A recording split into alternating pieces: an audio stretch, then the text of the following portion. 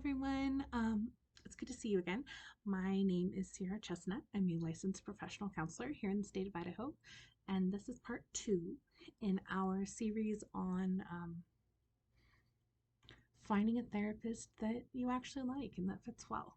This is the nuts and bolts, the mechanical workings of the process, because this part of it all is about finances. How do we pay for a therapist? And how do I actually find the name of a therapist? So, if that appeals to you or feels like knowledge that you need, awesome. If this isn't something that is right for you, always feel free to click away. Okay, so ways to pay for a therapist. Let's talk about it. I know that therapy can be an investment. It can be expensive.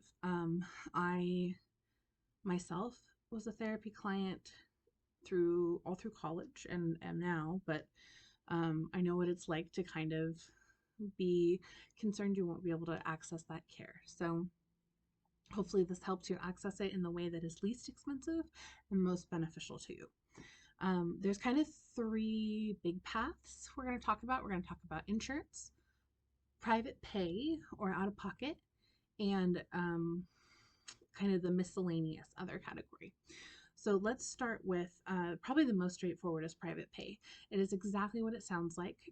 It is your therapist setting a rate, as they do with their insurance, setting a rate that is fair, and there's a lot of things that go into that. It's your level of experience, it's your level of licensure, your advanced trainings, your location, cost of housing, all that razzmatazz, right?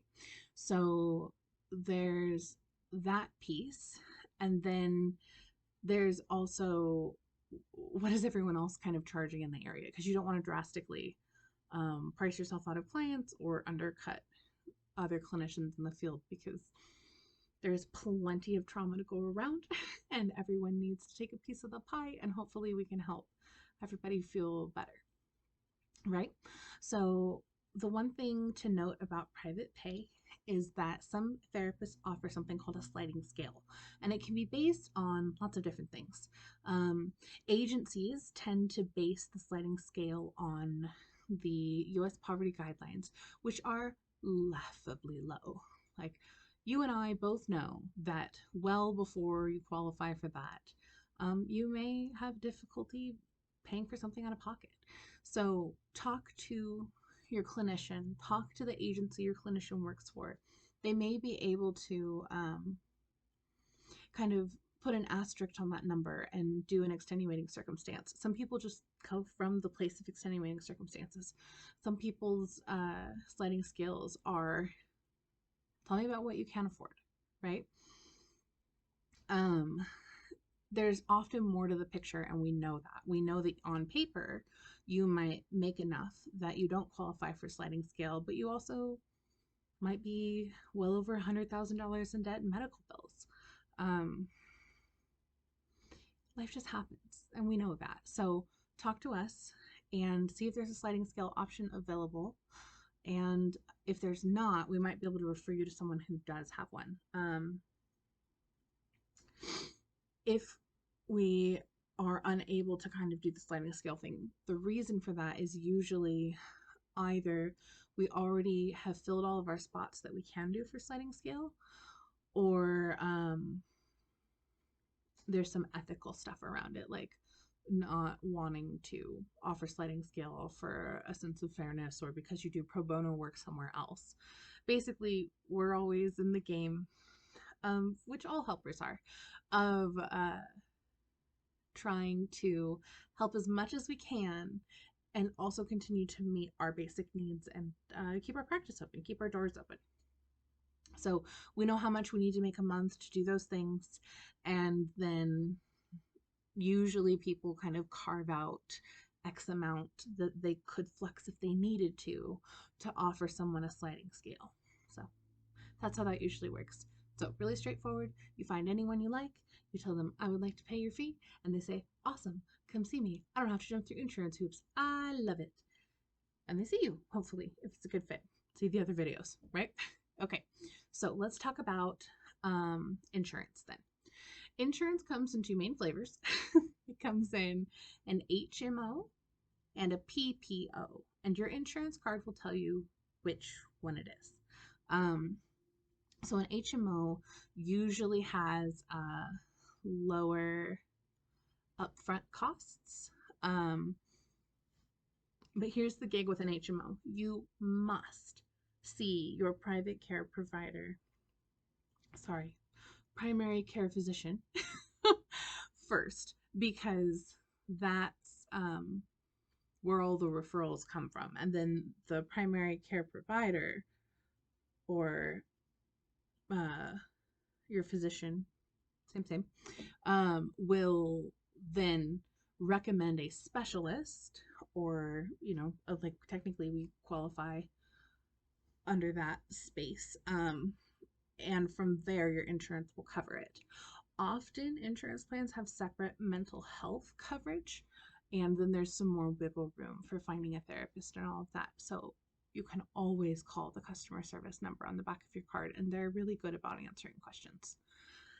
A PPO does not require a referral before you see a specialist, and those are the ones that you'll see in network and out of network costs. Usually there's an in-network and an out-of-network deductible. So in my area, Blue Cross is a big one, Select Health is a big one, and uh, in-network, you'll get the best coverage. If you're out of network, you'll still get some coverage, but usually after you meet the out-of-network deductible. Does that make sense? So it's cheapest and best to kind of be in the network. Now, with all of that in mind, in both cases, you can usually access a provider portal search through the website connected to your insurance and find a clinician who is in network through there. And it's a great place to start. Grab a few names. There's often a bio that you've written, you as the clinician has written. So grab a few names and see if anything kind of rings out to you as a good idea. And then go hunting a little bit and look into, do they have a website? Do they have a YouTube channel? Do they have a Twitter? And see if they are kind of a good fit for you. Does that make sense?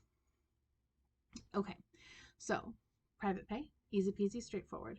Insurance, we're identifying whether it's an HMO or a PPO, and from there, we are either getting a referral or calling to check if we don't need one for an HMO, and we're looking for a clinician who's in network if possible, or being aware we'll have to pay toward the out-of-network deductible if not possible with a PPO. Yeah? Okay. I always check in with you, even though I assume you're all nodding to me. And if you're not and you have questions, type them out. Okay. Last area that I want to talk about is this like other category, right? So there are some other ways to obtain therapy. Some people obtain therapy through their church, and if your spiritual leader has training in mental health, that can be helpful. If they don't, then just weigh out what you need, right? Sometimes it's nice to have a neutral third party even when you're discussing spiritual issues. And sometimes you're in a place that you want your spirituality really reinforced. It's really common to see like grief work in a spiritual setting. And for some clients, that's incredibly comforting. So keep in mind that that may be available and available at no cost. And if it's not, then know that you also can kind of take the lens of what you wanted there and look for a therapist with that. So possibly through your church. Sometimes there are community outreach programs, especially for group therapy. So think about things like AA or veteran support groups. Sometimes they're specific to occupations, like being a law enforcement officer, or specific populations, like individuals who have a terminal illness. And you can kind of go through that. A lot of groups are pretty nominal fee, or they're free. Hospitals are another good one, especially looking at you postpartum mamas. Hospitals often will have them. So that's a place you can go. Victims assistance is something that may be available to you if you have experienced a crime against you. And often it's a set amount that you receive. Say that's like $2,500, and it's earmarked for mental health. They can only use it for mental health. And maybe it helps someone who has domestic violence to work through what's going on and hopefully not get back in a situation that hurts them. So domestic violence and other violent crimes, we see that. But victims assistance is something that you sort of know about when you have it. So just know that it might apply to you. And then also there's something called an EAP, Employment Assistance Program, and that's paid for by your employer. Usually it entitles you to like 6 sessions. So is it great for chronic long-term trauma? No. Is it good for maybe doing some EMDR around a recent motor vehicle accident you were in while you were on the clock? Absolutely. Think brief solution focused therapy. And a nice thing to note is that a lot of therapists who take EAP plans also do other work. So you might be able to see them under your EAP for 6 sessions and it costs you nothing. And then you can choose to see them out of pocket or with your insurance, depending on if they're in network. So food for thought. Those are kind of the 3 big ones, the big ways that people see a therapist. If you have other ones, please feel free to add them in the comments. I feel like I'm always learning about this side of it. Therapists do a lot of clinical training, but not a ton of business training. And as you know, as we exist in private practice or an agency we work, we learn those things along the way. Just a real quick thought on how to find us, because a lot of people ask. Ask your humans.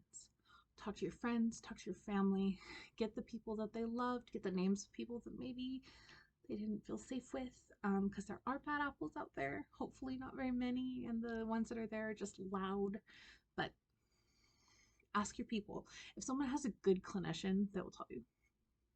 They absolutely will tell you. And whether you're too close or not will determine if that physician can see you, along with, of course, a bunch of other things like your schedules lining up. But it's a good place to start, because if you like that clinician and they don't have a slot, they probably know other clinicians who are like them or are trained in similar ways, because we meet one another at training and we go to school together and we go to conferences, and it's just like a whole bunch of, you know, cardigans floating around talking about salt lamps. I'm teasing, but also sort of not. So anyway, ask around. Sometimes you can find like our cards floating around places like libraries, coffee shops, that kind of a thing. Check out our social media from there, usually, or our website. Usually that's all linked. Or if you find one, you can kind of find the others. So if you find the business card, you can find our ad, which finds this, which finds it, right?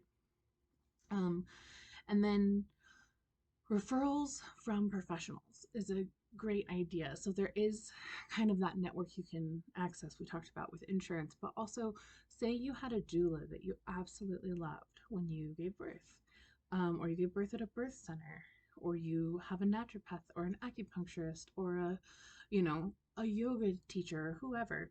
If they're in this like world of holistic healing and trauma work, or you know, more medical and specific to blank, right? Might be people who have a terminal illness. So maybe oncologists have a really good list of grief therapists, right? So you never know until you ask. If you are kind of in that hospice situation, there's usually a hospice social worker who can help connect you with things like that as well. But yeah, talk to your doula, talk to your chiropractor, talk to your physical therapist. Find a professional who you love and see who they love, because often it's already kind of a little foot in the door to help you feel safer. And the safer you feel in therapy, the quicker we can get you feeling better. And that's the whole goal. Lots of information, big info dump. I hope that some of it is new for you. I hope that it is all helpful to you. And in our next video, we will cover how to advocate for yourself and kind of tweak the workings of an existing counseling relationship to make it better. Maybe you don't need to change a therapist at all. You just need to be able to share from a different space. So I will talk with you then.